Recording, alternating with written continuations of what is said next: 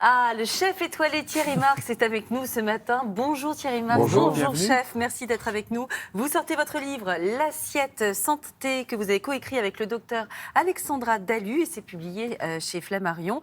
Alors on va en parler tout de suite. Dans votre livre Thierry Marx, vous prenez évidemment le bien manger, mais ça on le sait tous qu'il faut bien manger avec une alimentation équilibrée. Mais au fond, est-ce que c'est pas une utopie tout ça? Parce que moi j'avais tendance à penser que le gras c'est la vie. On est nombreux à penser ça. Oui, mais il faut reprendre toujours un peu la phrase de Paracelse qui disait c'est la dose qui fait le poison. Mais pour en revenir à un livre de cuisine, je me disais toujours, la cuisine depuis l'Antiquité grecque, on vous dit c'est plaisir, bien-être, santé. Plaisir, bien-être, je peux en parler, santé, je ne pouvais pas en parler. C'est-à-dire qu'il fallait vraiment avoir la validation d'un véritable médecin qui, lui, travaille sur les... D'où Alexandra Dalu, et de ne pas tout ramener à l'assiette. Le sommeil est important, elle en parle beaucoup dans le livre, le bien-être. Et puis, quand on parle de régime, souvent, ça s'adresse, c'est un peu de l'entre-soi, de gens qui vont plutôt pas trop mal. Mais il y a des gens qui sont dans des souffrances, et des souffrances économiques des fois. Et ils ont besoin de faire attention à leur alimentation. Et comment on peut parler d'alimentation quand, par moment, le 5 ou le 10 du mois, vous êtes déjà... C'est dur, parce qu'avec ces temps d'inflation, c'est ce qu'il y a de plus dégueulasse, c'est plus mauvais pour la santé, qui coûte le moins cher. Exactement, et surtout de sortir de cette théorie du low cost, qui est une théorie du renoncement. Finalement, tu renonces à la qualité, en échange de quoi on te fait un petit prix. Donc réapprendre aux gens à choisir, modestement des fois, avoir simplement des produits de placard, et quand même de faire attention à ça en alimentation, parce que effectivement, ça a un impact très fort sur la santé. Ah, Thierry Marx, vous avez évoqué le mot clé, le mot régime. On a l'impression, d'en discuter avec Julia tout à l'heure, ça fait depuis la préhistoire qu'on nous promet le régime qui déchire, celui qui touche, celui qui va tout changer. Regardez ce qu'on en disait déjà à la télévision en 1977. Je fais, disons, attention à ce que je mange, quoi. D'après le docteur qui me l'a dit, il m'a dit de ne pas prendre de boisson, surtout, et puis... Pas de poisson. Oui, pas de non, de boisson. Le vendredi, alors? Le vendredi, oui, c'est ça. Jamais de boisson le vendredi? Jamais de poisson le vendredi. Vous n'avez pas les glucoses? Non. Pourquoi? Parce Ni que... les glucoses, ni les protéines. Mais c'est une question de goût. Qu'est-ce que vous préconisez comme régime, vous? Moi, la droite, toujours. Hein? La droite.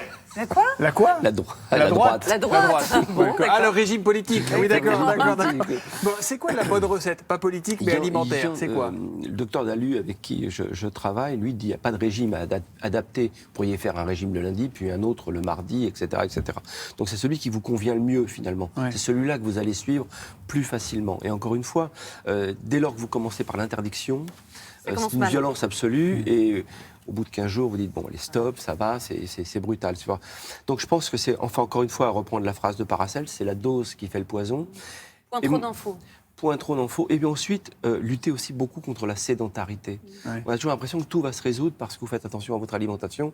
Mais si vous ne faites pas attention à votre sédentarité, finalement, mal manger en restant sur son canapé, ça marche pas. Donc la marche. Et c'est drôle parce qu'avec le docteur Dalu, pendant le confinement, on avait mis au point, parce qu'on ne pouvait pas se rencontrer, on avait mis au point une technique, c'était 10 minutes pour savoir 10 minutes de réveil musculaire le matin, 10 minutes pour savoir ce qu'on allait manger dans la journée et 10 minutes pour chercher quelque chose qui parle d'autre chose que de la Covid. Et ça nous permettait de rester en mouvement comme ça. Mais c'est très important de considérer, bien sûr, son assiette de la façon la plus simple possible, mais aussi de considérer la lutte contre la sédentarité. Et qu'est-ce que vous pensez, vous, du jeûne, des fameux jeûnes intermittents, notamment le fait, par exemple, de sauter un repas le matin ou... J'ai fait beaucoup de jeûnes dans ma vie. Oui. Ben, moi, je suis judoka, donc j'ai un problème de poids. Et très tôt dans ma jeunesse, j'en ai un problème de poids. Donc oui, j'ai tout essayé. Je ne suis pas sûr que ça marche, tout ça. Et encore une fois, il faut interroger le médecin en fonction de qui on est. Je pense que ce qui peut marcher pour une personne ne peut pas forcément marcher pour une autre. En tout cas, moi, j'aime bien dîner très tôt et puis reprendre... à me nourrir à partir du déjeuner, finalement, parce que je trouve qu'il y a la mécanique du sport. Vous ne prenez pas de petit déjeuner, Thierry Marx? Non, mais alors, je ne suis pas un modèle. Vraiment, moi, mon modèle de petit déjeuner, c'est café noir. Parce qu'il y a plein de symbolique pour moi dans le café noir, et puis voir le jour se lever et partir au sport. Vous voyez quoi dans le café noir, vous? Je vois ma journée. C'est assez basique. Mais quand je regarde mon bol de café, je sens cette odeur de café. D'abord, ça me rappelle un peu mon enfance, quand j'avais le bol de café de la grand-mère sur le fourneau, là. Et puis, je commence à gamberger mon planning de la journée. Je vais au sport et je recommence mon alimentation vers 12h, 12h30, pas avant. Pas avant. Alors, en 1970, regardez, on a trouvé un régime tout à fait étonnant. Regardez cet homme qui pense avoir trouvé la bonne formule magique. Je ne mange que 4 aliments 3 solides, 1 liquide, qui sont le pain, le beurre, le chocolat, le liquide étant la bière. Depuis 48 ans, vous ne mangez que ces 3 éléments. Jamais autre chose. Eh bien, il a l'air en pleine forme, ce monsieur. C'est en 1978. Si vous, Thierry Marx, vous deviez emmener 4 aliments sur une île déserte, est-ce que ce serait cela? J'emmènerais des légumes, ça c'est sûr, parce que je pourrais les replanter. Ouais, pas mal. Mais moi je suis très patate, hein. Je viens de l'Est. Donc l'Est patates, parisien. légumes. Patates, j'emmènerais de quoi repiquer. J'ai pas besoin de protéines animales, moi je ne mange pas de protéines animales, sauf du poisson. Donc sur une île déserte, il y a des poissons. J'espère Et en pêcher un dessert peu. En dessert, moi, je manquerais de chocolat. Quoi. Je suis chocolique. Moi. Ce qu'il nous dit quand même, ce monsieur avec sa bière, c'est qu'il faut quand même se faire plaisir. Quoi. Mais ça commence par là. Hein. S'il n'y a pas de plaisir, c'est comme dans le sport.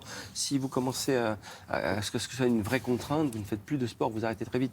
L'alimentation, c'est pareil. Dès lors que vous commencez par la contrainte, c'est pour ça que l'Antiquité grecque, on voit ça à cette époque. Moi, je regardais beaucoup les écrits d'Apicius, par exemple. Il disait c'est plaisir, bien-être, santé. Effectivement, quand vous commencez par le plaisir, je entendais sur le plateau tout à l'heure, on parlait de dopamine, c'est un petit peu cette note du plaisir, la récompense qui fait que vous allez vous éveiller, l'action physique fait que, là encore une fois, vous éveillez, l'appétit, etc., etc. Et encore une fois, doser les choses. Moi, je ne suis pas partisan des interdits absolus. Moi, j'ai essayé d'arrêter complètement le sucre. Il a fallu une année complète pour diminuer le sucre. Mais quand même, une fois par semaine.